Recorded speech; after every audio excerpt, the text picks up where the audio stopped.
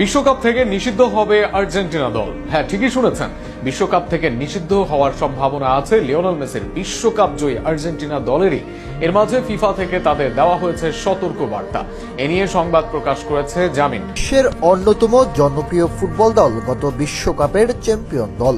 এই বিশ্বকাপেও বাছাই পর্বে ছিল সবার উপরে সেই আর্জেন্টিনা দল নিষিদ্ধ হতে পারে বিশ্বকাপ থেকে, সেটাও আবার বিশ্বকাপের 6 মাস আগে।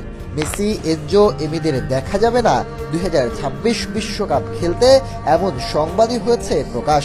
কিন্তু কেন?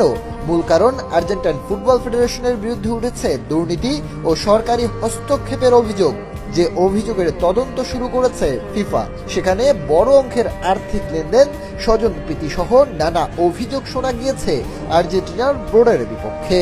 সাধারণত কোনো বোর্ড দুর্নীতিগ্রস্ত হলে বা সরকারি হস্তক্ষেপ থাকলে তাকে নিষিদ্ধ করে ফিফা।